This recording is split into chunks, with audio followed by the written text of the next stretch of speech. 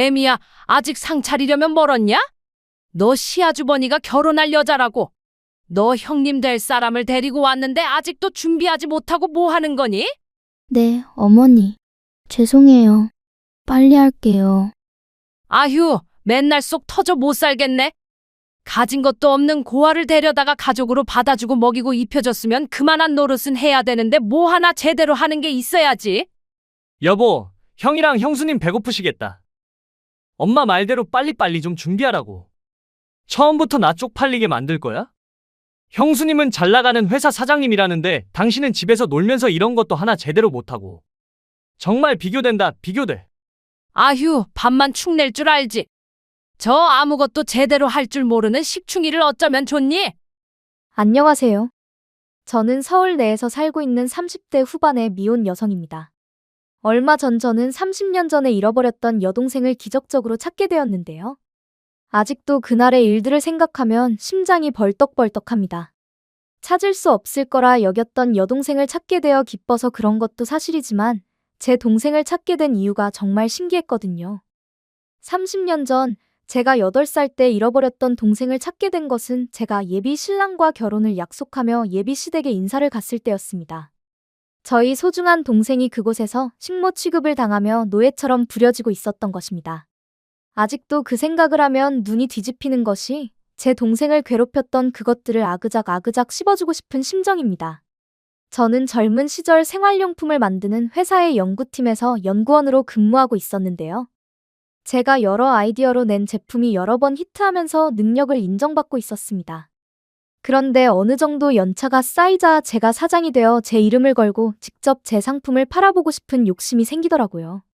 저는 그렇게 회사를 나와 사업을 시작하게 되었고 여러 고생도 많았지만 악바리처럼 버티며 끈기 있게 노력한 결과 나름대로 성공을 거두며 탄탄대로를 걷게 되었죠.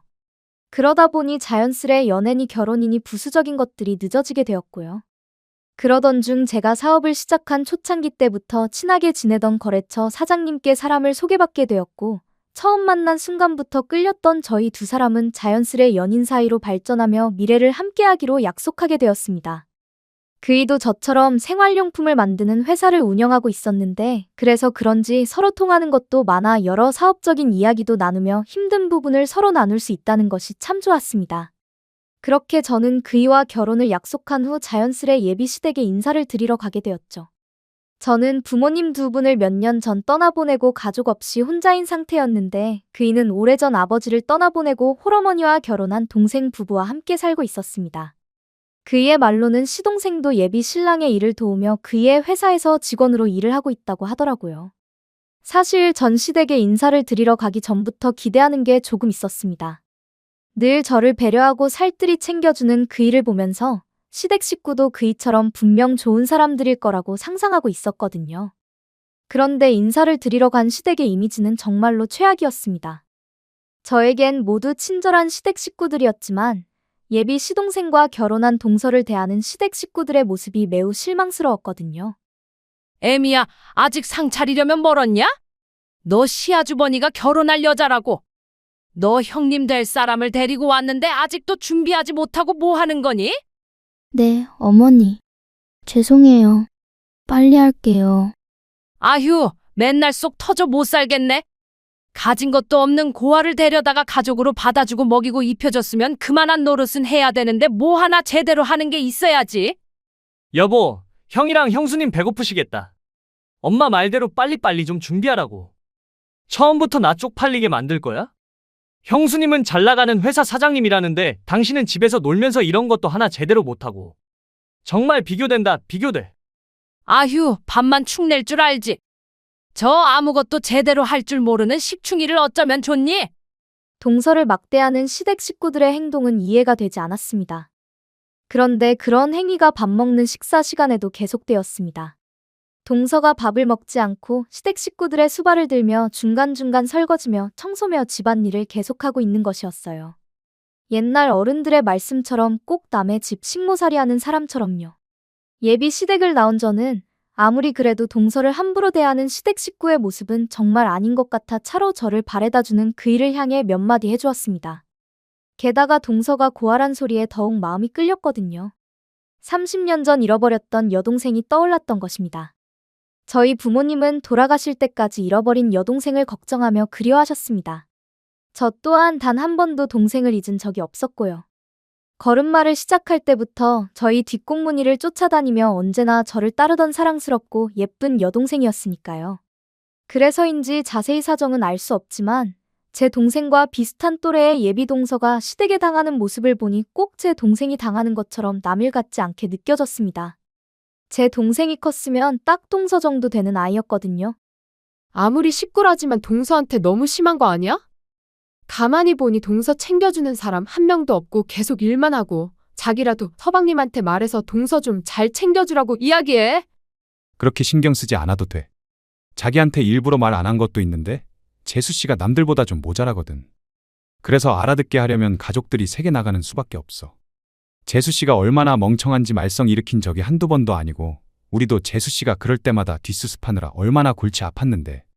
그리고 오갈 곳 없는 고아를 가족으로 받아줬으면 솔직히 우리 집에 그 정도 봉사는 해야 하는 거 아니야? 그래도 가족인데 내가 볼 땐 그렇게 함부로 대하는 건 아닌 것 같아. 그리고 내가 볼 땐 동서 모자라 보이지 않았거든? 그런 사람이 어떻게 집안 살림이며 청소며 그렇게 야무지게 할 수 있겠어? 게다가 남들보다 부족하면 차근차근 가르쳐줄 생각을 해야지. 그런 식으로 대하는 건 아니라고 봐. 예비 동서에 대해 이야기하는 예비 신랑의 태도는 참으로 실망스러운 것이었습니다. 그래서 그 사람과의 결혼도 진심으로 고민하게 되더라고요. 제 앞에서 좋은 모습만 보였던 사람이지만 예비 동서에 대해 말하는 그의 모습에 그것이 전부가 아닐 거란 생각이 든 것이죠. 사람을 함부로 대하는 사람의 인격이 결코 좋을 리가 없었으니까요. 지금이야 예비 신랑이 잘해준다지만 그런 사람이라면 제가 힘없고 가진 게 없어지면 언제든지 배신할 수 있는 사람처럼 보였습니다. 과연 그때도 그의 마음이 변치 않을 수 있을지 의심이 들더라고요. 그래서 전 좀 더 예비 신랑을 지켜보기로 마음먹었습니다. 물론 예비 시댁도 마찬가지고요. 얼마 후 저는 예비 시모의 초대를 받게 되었고 다시 시댁에 가게 되었습니다.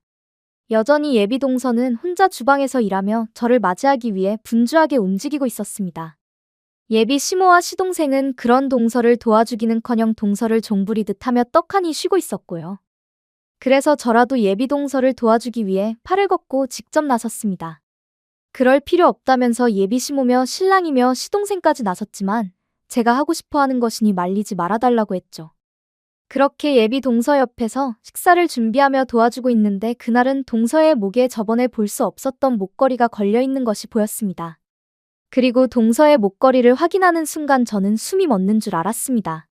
오래전 보았던 것이긴 하지만 동서가 목에 걸고 있던 목걸이는 저도 잘 알고 있는 아주 익숙한 것이었습니다.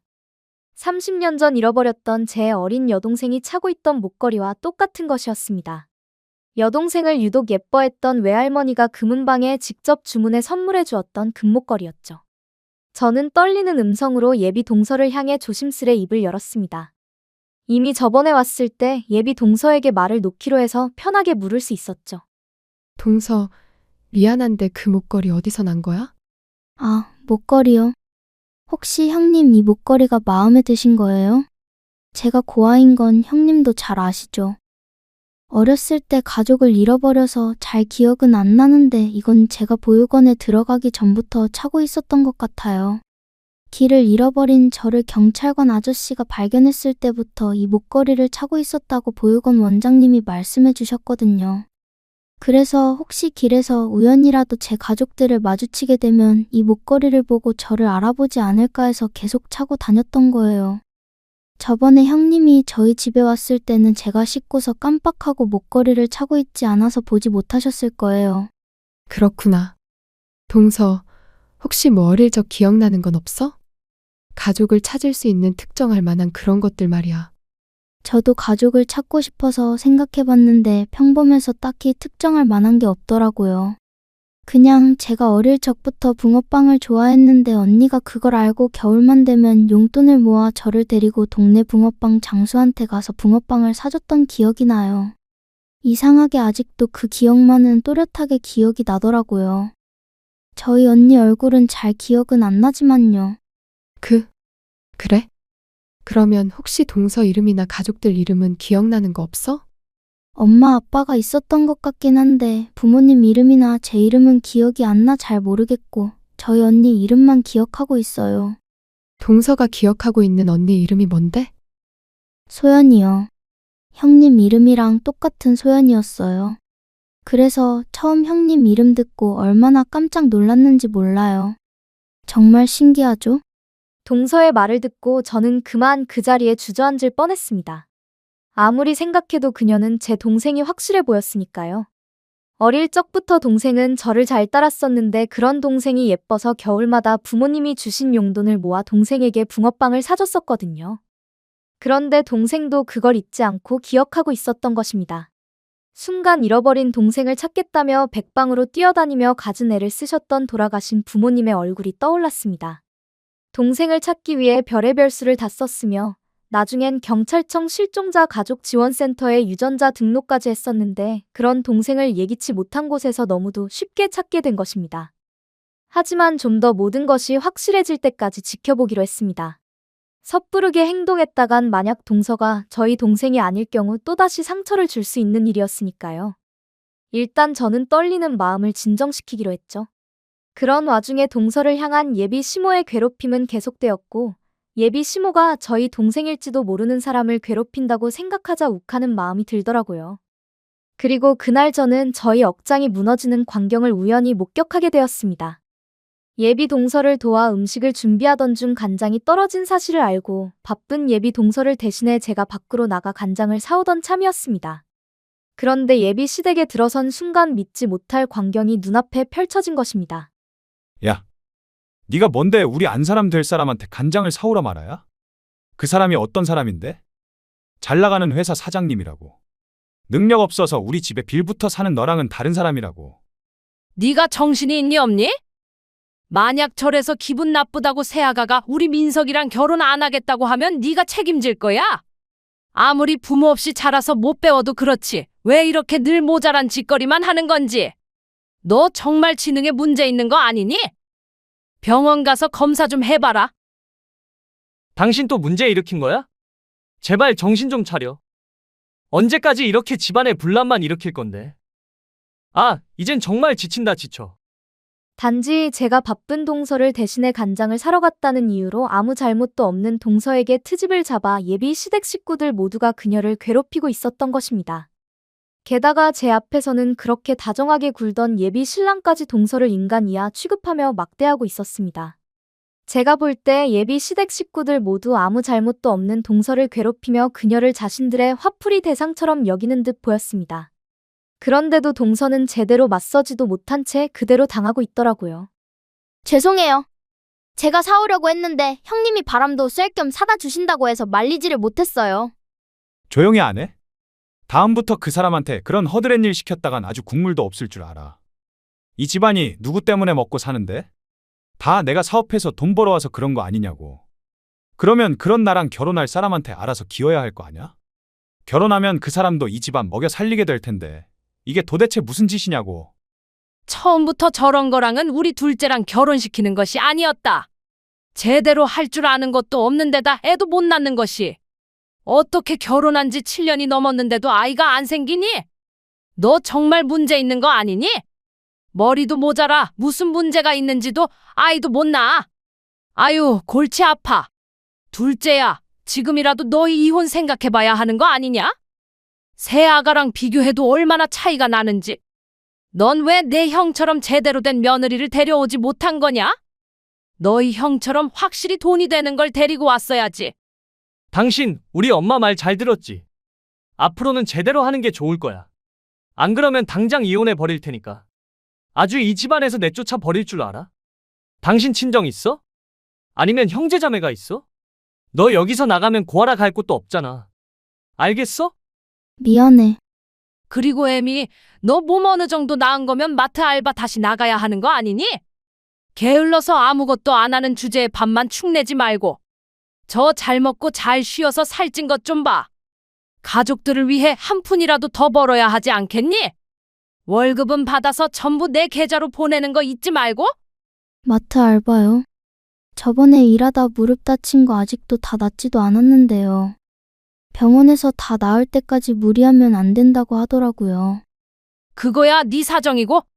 그러게 누가 다치라고 그랬어? 지가 잘못해서 다친 걸 어쩌라는 건지. 당장 이번 주부터 시작하는 게 좋을 거다. 점심때 집에 와서 이 시어미 밥 차려주는 거 잊지 말고. 네. 알겠습니다, 어머니. 끓어오르는 분노에 당장 집안을 뒤집어 엎고 싶은 걸 간신히 참았습니다. 동서가 제 동생일지 모른다는 생각에 그런 것도 있지만 동서가 고아라 의지할 곳 없고 오갈 곳 없는 사람이라는 걸 이용해 노예처럼 부려먹는 그들이 용서가 안 되었습니다. 사람이라면 결코 해서는 안 되는 더러운 행위이자 행동이었으니까요. 게다가 말하는 분위기를 보아 결혼 후 저 또한 이용해 먹으려는 저들의 속내가 뻔히 보이더라고요. 그래서 저는 며칠 후 예비시댁에 놀러 가고 싶다는 핑계로 다시 한번 예비시댁에 방문했습니다. 마지막으로 동서가 제 동생인지 확실하게 확인하기 위해서요. 그리고 만약 동서가 제 동생이 맞는다면 그녀를 예비시댁에서 구해낼 생각이었죠. 설령 동서가 제 친동생이 아니더라도 그녀를 그 거지 같은 집구석에서 빼내올 생각이었습니다. 그래서 저희 회사에 일자리를 주고 당분간 살 집도 마련해 주어 스스로 자립할 때까지 도와줄 계획이었죠. 그런데 예비시댁을 방문한 날 저는 그전과는 비교도 할 수 없을 만큼의 기가 막힌 일을 목격하게 됩니다. 예비시댁 식구들이 모여 밥을 먹고 있는데 그날도 동서는 가족들과 밥을 먹지 못하고 혼자 수발을 들며 집안 청소를 하기에 바빴습니다.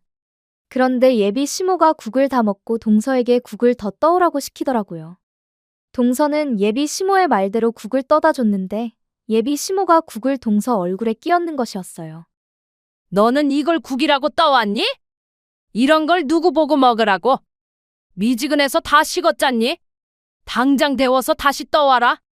너무 놀란 저는 순간 할 말을 잃고 말았습니다. 제가 이젠 아예 자기들 식구가 되었다고 생각한 건지 제 앞에서 아예 대놓고 동서를 막대하기 시작한 겁니다. 예비 시동생과 그이는 그런 시모를 말리기는커녕 아무렇지 않게 지켜보았고요. 동서는 그런 예비 시모에게 군말 없이 국을 데워 가져다 주었습니다. 그리고는 저희가 다 밥을 먹은 후가 돼서야 남은 반찬으로 끼니를 때우는데 저는 눈물이 나오려는 것을 간신히 참았습니다. 그동안 예비 시동생에게 시집와 어떤 대우를 받고 살았을지 그 생각을 하니 얼마나 가슴이 아프고 속상한지 제 가슴에 비수가 꽂히는 듯 했습니다. 가슴에선 피눈물이 흐르는 듯 했죠. 그 후 다 같이 후식으로 과일을 깎아 먹게 되었는데 동서가 과일에는 입에도 손을 안 대는 것이었습니다. 혹시 시댁 식구의 눈치를 보여 그런가 싶은 마음에 제가 동서를 챙기며 물었습니다. 아니에요. 실은 제가 복숭아 알레르기가 있어서 먹으면 몸에 두드러기가 나거든요. 저는 동서의 대답을 듣고 그만 들고 있던 찻잔을 떨어뜨릴 뻔했습니다. 동서는 돌아가신 부모님과 제가 그토록 찾아 헤맸던 30년 전 잃어버렸던 저희 여동생이 맞았던 것입니다. 저의 여동생 또한 복숭아 알레르기가 있어서 어려서부터 먹지 못했었거든요. 더는 의심할 필요도 고민할 필요도 없었죠. 하지만 예비 시댁 식구들 앞에서 바로 티를 낼 수는 없었습니다. 그 일을 비롯해 예비 시댁 식구들의 그동안의 행동으로 보아 제가 동서의 친언니라는 사실을 알게 되면 저 인간 같지도 않은 것들이 제 동생을 빌미로 저와 제 동생을 괴롭히며 무엇을 요구할지 알 수 없었으니까요. 저는 속으로 예비 시댁 식구들을 향해 복수의 칼날을 갈게 되었습니다. 어떻게 되었든 제 동생이 당한 만큼 저들에게 꼭 돌려줄 생각이었죠. 저는 그 자리에서 시댁 식구들을 향해 당장 말해주고 싶었습니다. 내가 볼 때 멍청한 건 내 동생이 아니고 바로 니들이라고 말이죠. 얼마나 멍청하고 인간이 덜 되었으면 같은 사람을 이렇게 대놓고 무시하며 괴롭힐 수 있느냐고 묻고 싶었습니다. 그것도 자기들을 위해 묵묵히 희생하며 챙기고 뒷바라지해준 동생한테요. 제가 볼 때 예비 시댁 식구들이야말로 제 여동생이 없으면 저들 주둥이에 들어가는 밥 한 톨 하나, 입은 옷 하나 제대로 챙기지 못하는 덜 떨어진 인간들처럼 보였으니까요. 저는 그날 예비 시댁을 나오며 몰래 동생에게 전화번호를 물었습니다. 제가 연락을 할 테니 꼭 제 전화를 받아달라고요. 사뭇 진지한 제 표정에 동생은 의아해했지만 알겠다고 하더라고요. 그리고 바로 다음날 동생에게 연락을 했습니다. 동서, 혹시 주변에 어머니나 서방님 있어? 아니요.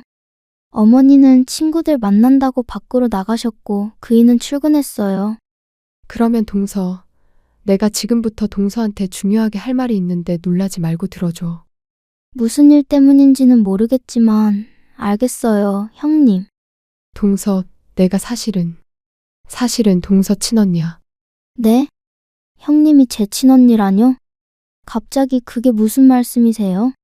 민석 씨한테도 아직 말하지 않은 건데 나한테 사실 여동생이 한 명 있었거든. 그런데 내가 초등학교 다닐 때 여동생이 학교 끝난 날 마중 나가러 간다면서 집 밖으로 나갔다가 사라졌었어. 우리 집이 단독주택에 살고 있었는데 어디 안 가고 대문 앞에서 기다린다고 했던 동생이 그날 사라지고 만 거야. 내 동생도 동서가 하고 있는 똑같은 목걸이를 하고 있었어. 그리고 겨울마다 동서 언니가 붕어빵을 사주었다고 했지? 내가 그랬거든. 내가 동생이 붕어빵 좋아하는 거 알아서 겨울마다 부모님이 용돈 주신 거 모아서 종종 사주곤 했었어. 그리고 내 동생도 복숭아 알레르기가 있었고. 소정아, 모르겠어? 내가 바로 내 언니야. 겨울이면 내 손 꼭 잡고 붕어빵 사러 갔던 바로 내 언니라고. 소연 언니. 소연 언니? 정말로 소연 언니야? 언니가 내 언니 맞아? 내 이름이 소정이고. 그래, 소정아. 내가 바로 내 언니야. 소정아. 언니. 한동안 저희 두 사람은 아무 말도 못한 채 핸드폰을 붙잡고 울기만 했습니다. 그리고 그간의 이야기들을 해주었습니다. 혹시 동생이 오해하고 있을까봐 동생을 버린 게 아니고 잃어버린 거라 몇 번이나 설명해 주었습니다. 그런 동생을 찾기 위해 가족들이 얼마나 열심히 노력했는지도요.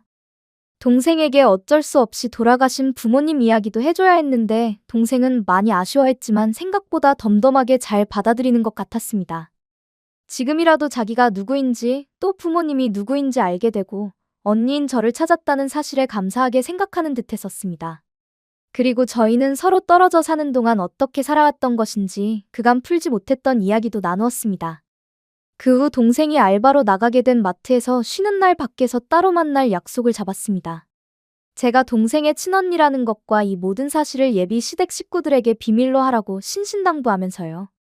그리고 마침내 저희 집에서 동생과 만날 수 있었습니다. 단둘이 편하게 이야기할 곳은 저희 집밖에 없는 데다가 동생이 혹시 찾아올까 싶어서 저희 가족은 이사를 하지 않고 동생과 살던 집에서 쭉 살고 있었거든요. 비록 지금은 부모님이 안 계시지만 동생이 살던 집이 어떤 곳인지 직접 보여주고 싶었습니다. 동생을 잃어버리고 변하지 않고 그대로인 여동생의 방까지도요. 살아있을 거라 믿고 있었지만 다 큰 동생이 찾아와 부모님이 지내던 안방이며 자기 방이며 이것저것을 둘러보는데 정말 감회가 새롭더라고요. 언니가 우리 소정이를 너무 늦게 찾았지? 정말 미안해. 아니야, 언니. 평생 찾을 수 없을 거로 생각했는데 이렇게라도 가족들을 찾고 언니를 다시 만날 수 있어서 나 지금 너무 행복해. 앞으로는 아무 걱정하지 마. 이 언니가 알아서 다 해줄 테니까. 언니가 소정이를 지켜줄 거야. 이제 언니만 믿어. 응, 알았어, 언니. 그런데 소정아, 언니가 묻고 싶은 게 있는데 왜 그렇게 시댁 식구들이 너를 괴롭히는 거야? 그리고 너는 왜 그걸 알면서 가만히 당하고만 있는 거고? 그게 아니고 사실 내가 그 애와 결혼 전 직장 다닐 때만 해도 어머니랑 아주버님도 남편도 모두 너무 잘해줬었거든. 처음 시댁에 인사드리러 갔는데 나보고 친딸 같다면서 어머니도 나를 아주 예뻐하셨어. 그래서 아무 의심 없이 그 애랑 결혼한 거고 사실 내가 고아라는 것 때문에 흠 잡히기 싫어서 그동안 일하면서 모아두었던 돈 전부 예단이며 혼수며 열심히 해갔었거든. 그랬더니 남편이며 시댁 식구며 모두 좋아하더라고. 그런데 내가 갑자기 몸이 안 좋아져서 일을 관두고 쉬게 되자 가족들 모두 점점 돌변하더라. 그래서 그게 지금까지 온 거고. 그러면 차라리 이혼하지 그랬어. 저런 것들을 어떻게 가족들과 함께 살 수 있는 거야. 저런 것들을 어떻게 가족이라고 믿고 계속 산 거야. 정말로 오갈 곳이 없어서 참고 살았던 거야? 내가 모았던 돈들 전부 시댁에 준 거나 마찬가지이니 당장 이혼하면 오갈 곳이 없는 것도 사실이지만 그보단 가족이란 생각에 참아버릴 수가 없더라고.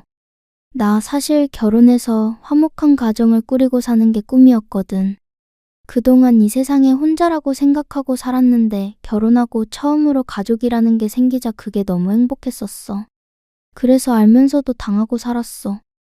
다시 혼자가 되는 게 무서웠나 봐. 동생의 말을 듣자 더욱 안쓰러운 생각이었습니다. 왜냐하면 동생의 시댁이 그렇게 당하면서 참고 살 수밖에 없었는지 그 마음이 이해가 되었거든요. 어릴 적 가족과 헤어져 혼자 살았으니 그 외로움이야말로 표현할 수 없는 것이었을 테니까요. 게다가 자신이 누구인지 부모가 누구인지도 모른 채 살아간다는 것 자체가 많이 무섭고 두려웠을 거란 생각이었습니다. 그래서 그런 모진 구박을 받으면서도 시댁 식구를 버리지 못하고 살았던 것일 테니까요. 저는 처음으로 그날 동생에게 따뜻한 밥을 해먹이며 오순도순 여러 이야기를 주고받았습니다. 어느덧 아쉬운 작별의 시간이 다가오고 저는 집으로 돌아가려는 동생을 붙잡고 아주 중요한 내용이 될 말을 꺼냈습니다. 소정아, 너 그 집에서 나오자. 앞으로는 언니가 소정이 인생 책임져 줄게. 언니, 그게 무슨 말이야? 너 아직 서방님 사이에 아이도 없고 너 진짜 가족 여기 있잖아. 바로 내 언니인 나 말이야. 그러니까 너 그만 그 쓰레기 같은 시댁에서 나오라고. 언니가 도와줄게. 앞으로는 언니랑 살자. 다른 사람 집 말고 바로 우리가 함께 살던 이 집으로 돌아와. 언니 성공해서 돈도 많이 벌었고 우리 동생 하나쯤은 먹여 살릴 능력도 돼. 부모님이 내 앞으로 남기신 재산도 있어. 언니, 나 정말 그래도 돼? 나 앞으로 언니랑 살아도 되는 거야? 내가 정말 그래도 돼? 당연하지. 소정이 너의 진짜 집은 그 망할 놈들이 있는 집구석이 아니고 바로 여기라고. 그러니까 그런 인간 쓰레기들은 이제 버려. 앞으로는 언니가 하자는 대로 해. 언니가 전부 알아서 할 테니까. 언니, 나 정말 그래도 되는 거야? 앞으로는 언니가 하자는 대로 해. 언니가 전부 알아서 할 테니까. 알았어, 언니. 정말 고마워. 하나밖에 없는데 언니. 하는 걸로 봐선 예비 시댁에선 동생이 이혼을 원해도 안 놔줄 가능성이 컸습니다. 어디를 가도 동생처럼 자기들을 위해 노예처럼 지내줄 사람은 찾기 힘들 테니까요. 그러니 동생이 이혼할 수 있도록 준비를 해야 했습니다. 그들이 어떻게 동생을 괴롭히는지 증거를 수집해야 했습니다. 그래서 동생에게 조금 힘들겠지만 증거를 모으는 잠시 동안 시댁에서 지내라고 이야기할 수밖에 없었습니다. 시댁 식구들이 동생을 어떻게 괴롭히는지 핸드폰으로 음성을 녹음하게 시켰고 그동안 동생이 마트에서 일하며 벌었을 월급을 착취한 시모의 은행 계좌가 찍혔을 동생의 통장도 잘 챙겨놓으라고 이야기해 주었습니다. 그들이 동생에게 저지른 정신적 학대는 분명히 범죄였고 도저히 용서할 수 없는 것들이었으니까요. 동생이 증거를 수집하는 동안 저는 그 동생 시댁놈들에게 어떻게 복수를 해줄까 깊은 고민에 빠졌습니다. 그런데 제가 고민할 필요도 없이 아직도 저와 결혼할 거라 철석같이 믿고 있던 예비 신랑놈이 제 무덤을 파더라고요. 자기야, 사실 그동안 내가 말 못한 게 있는데 어차피 우리 결혼도 하게 될 거고 이젠 솔직하게 이야기하려고. 어차피 우리 이제 한 가족이나 마찬가지잖아. 무슨 이야기인데? 편하게 이야기해봐. 실은 지금 우리 회사 자금 사정이 좀 어려워. 이번 달까지는 어떻게든 직원들 월급을 주긴 했는데 다음 달부터는 어떻게 해야 할지 너무 막막해서. 이러다간 힘들게 키워 놓은 회사가 망하는 건 아닌지 모르겠어. 그래서 말인데 자기가 우리 회사에 투자 좀 해주면 안 될까? 어차피 앞으로는 내 회사가 자기 회사 되는 거고 자기 회사가 내 회사 되는 거나 마찬가지잖아. 나 망하면 자기도 같이 망하는 거라고. 알겠어. 확답은 할 수 없지만 일단은 나도 한번 잘 생각해 볼게. 정말이야? 정말로 우리 회사 투자하는 거 생각해보는 거지? 고마워, 자기야. 정말 고마워. 저는 속으로 생각했습니다.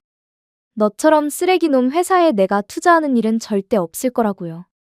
단지 제가 그렇게 답을 하면 예비 신랑놈이 어떻게 나오는지 보려고 했던 것입니다. 그리고 예비 신랑의 회사가 어렵다는 말에 예비 신랑의 회사의 뒷조사를 시작했습니다. 왜냐하면 얼마 전까지만 해도 여러 히트 상품을 내며 잘 나갔던 회사인데 무슨 사정인 건가 싶었죠. 그래서 알게 된 놀라운 사실은 예비 신랑 놈의 회사가 이제는 아무것도 가진 것 없는 빈 깡통 회사가 되었다는 것이었습니다.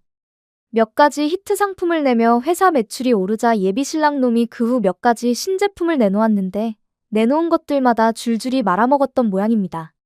그래서 결국 직원들 월급까지 걱정하는 신세가 되었고요. 당장 내일 망한다고 해도 이상할 것이 없는 회사에 투자를 하라니 예비 신랑 놈의 말은 저에게 같이 죽자는 소리밖에 되지 않았습니다. 그런데 예비 신랑 놈은 저희 말에 제가 자기를 도와줄 거라 확신을 했는지 또다시 일을 벌리더라고요. 본인이 데이트 칠 신제품을 개발했다면서 아무런 대책도 없이 물건들을 마구 뽑기 시작했던 것입니다. 그것도 남에게 돈까지 빌려서요. 제가 투자를 하면 그 돈으로 자기가 빌렸던 돈들을 막으면 된다고 생각했던 것 같습니다. 어차피 제가 망하는 것도 아니고 지가 지 스스로 망하겠다는데 더는 말릴 이유가 없었습니다. 게다가 이번 일은 예비 시모와 시동생, 예비 신랑까지 세 사람을 모두 정신을 차리게 해줄 아주 좋은 기회라고 생각했고요. 저만 적당한 때 저희 동생을 데리고 예비 시댁을 떠나면 될 것 같았습니다. 그러던 어느 날 늦은 밤 동생에게 갑작스레 전화가 걸려왔습니다.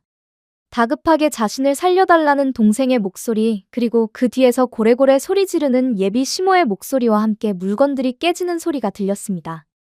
저는 살려달라는 다급한 동생의 말에 재빨리 예비 시댁으로 달려갔죠. 그리고 예비 시댁 아파트 벨을 눌러 집 안으로 들어가니 제 동생의 몰골은 말이 아니었습니다. 예비 시모에게 맞았는지 동생의 머리는 다 헝클어져 있더라고요.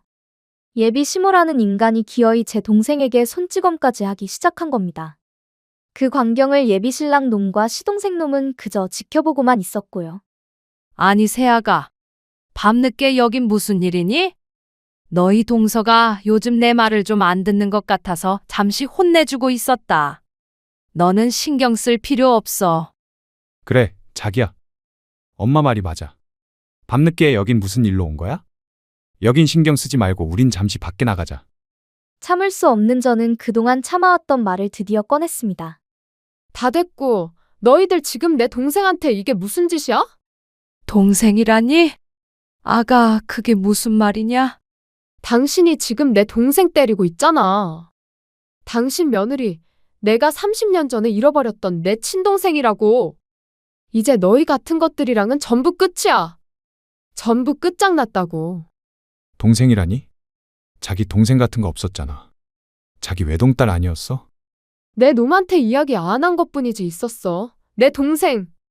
그리고 당신 집에서 애타게 찾던 동생을 얼마 전 찾게 되었고, 그런 소중한 내 동생을 내가 어떻게 됐는지 내가 두 눈으로 똑똑히 확인했지.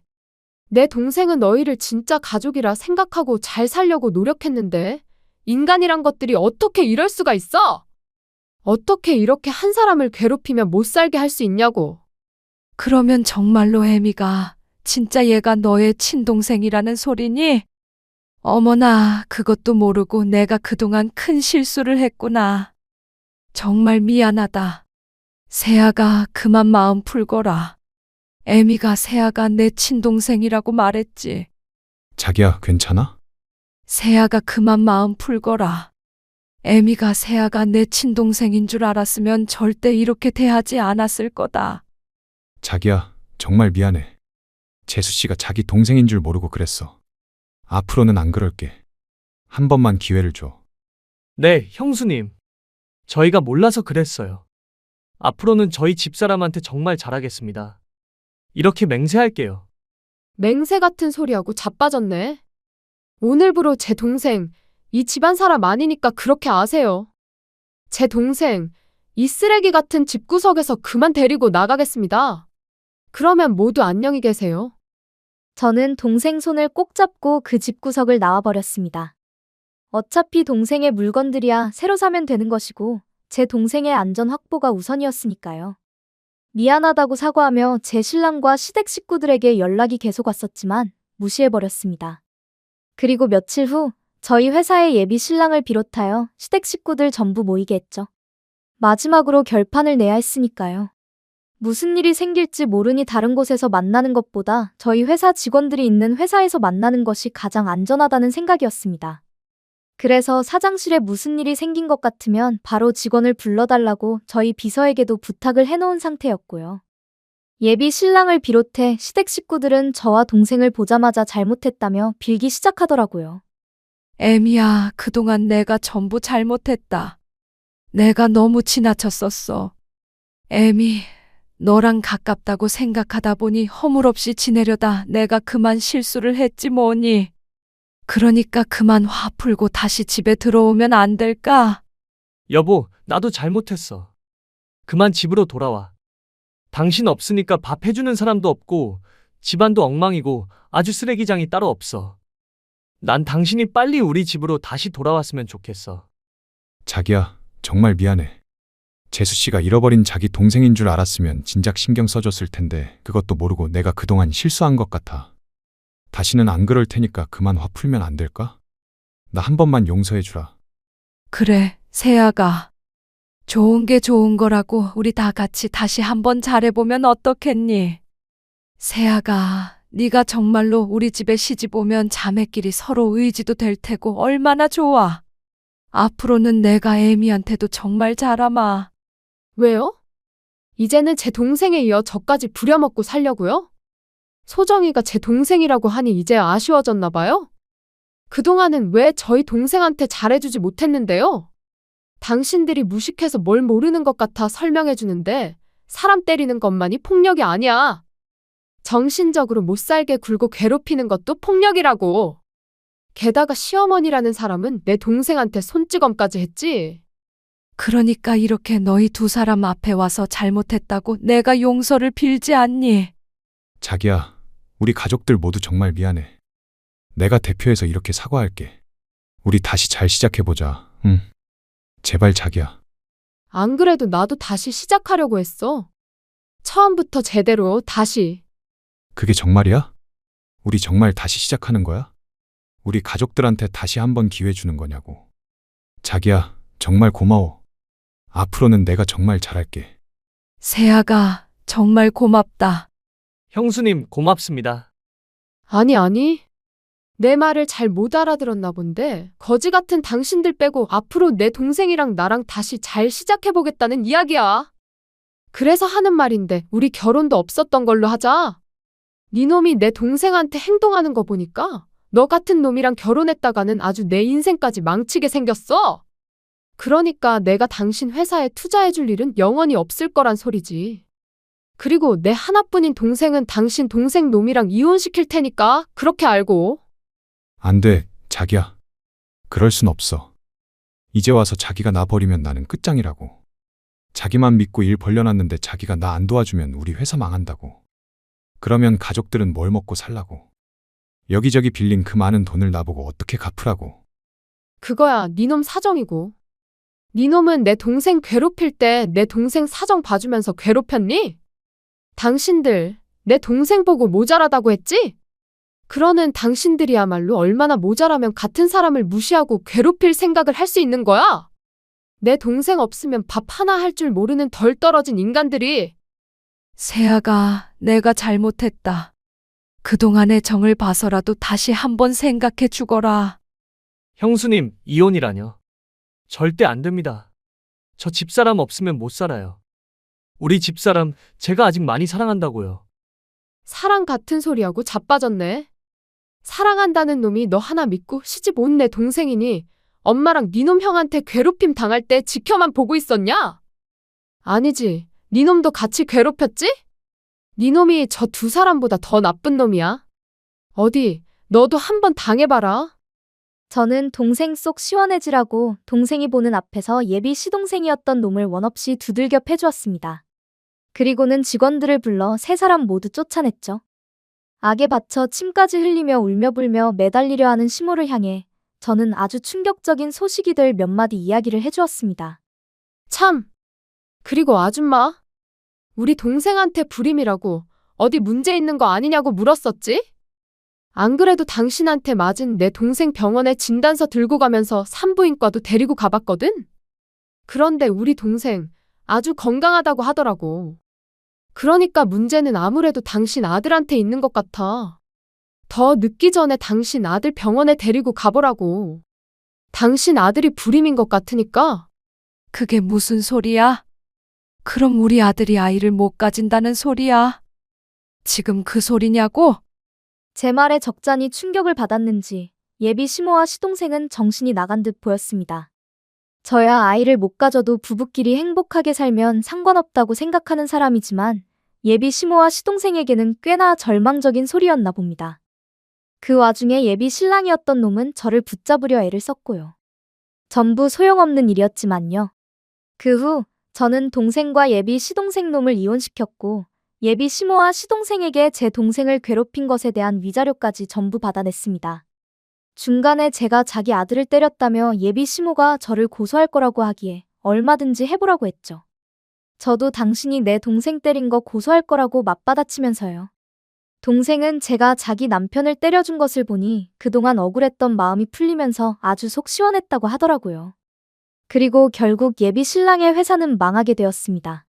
저를 이용해 무턱대고 일을 벌이려 하다가 스스로 망하게 된 것이죠. 들리는 소문에 의하면 예비 신랑 가족들 모두 거리에 나앉게 되었다고 하더라고요. 빚을 진 곳이 한두 곳이 아니었는지 빚쟁이들에게 시달리며 고생이 이만저만이 아니라고 합니다. 그리고 얼마 지나지 않아 예비 시동생이 저희 동생을 포기 못하고 다시 찾아온 적이 있었는데 저희 동생은 그런 예비 시동생을 향해 뺨을 한 대 날려줬다고 합니다. 저와 살며 진짜 가정이 어떤 건지 알게 되었고 그래서 더욱 시댁 식구며 전 남편을 용서할 수 없게 되었다고 하네요. 모든 일을 해결하고 동생을 데리고 부모님 산소에 찾아갔습니다. 동생은 한동안 부모님 산소 앞에 앉아 서럽게 울더라고요. 저는 그런 동생을 다독이며 위로해 주었습니다. 그리고 얼마 전 동생 고집에 우리 두 사람은 유전자 검사를 하게 되었습니다. 저는 할 필요가 없다고 했지만 혹시 모르니 확실히 해둬야 한다고 동생이 말하더라고요. 그런데 역시 제 친동생이 맞더라고요. 그리고 현재 동생은 늦깎이 공부를 시작했습니다. 고아로 홀로 살아왔으니 형편 때문에 대학에 가고 싶어도 갈 수가 없었나 봅니다. 그래서 제가 얼마든지 지원해 줄 테니 다시 공부를 시작해 보라고 했죠. 동생은 사회복지사가 되어 자기처럼 부모 없이 자란 아이들에게 조금이라도 힘이 되어주고 싶다고 하더라고요. 돌아가신 부모님을 대신해 동생의 꿈을 열심히 응원해 주려 합니다. 그리고 저희 소식이 궁금해 하실 분들이 계실지 몰라 말씀드리자면 저도 아주 잘 지내는 중입니다. 부모님에게도 들어본 적 없는 잔소리를 동생에게 들으면서요. 사업을 하려면 건강을 잘 챙겨야 한다며 동생의 잔소리가 이만저만이 아니거든요. 그래도 부모님이 돌아가시고 지금만큼 행복했던 때는 없었던 것 같습니다. 동생을 찾아 이제는 하늘에서 마음 놓고 편히 쉬고 계실 부모님 생각에 마음이 놓이기도 하고요. 앞으로도 저희 두 자매 서로에게 의지하며 열심히 살아보려 합니다. 감사합니다.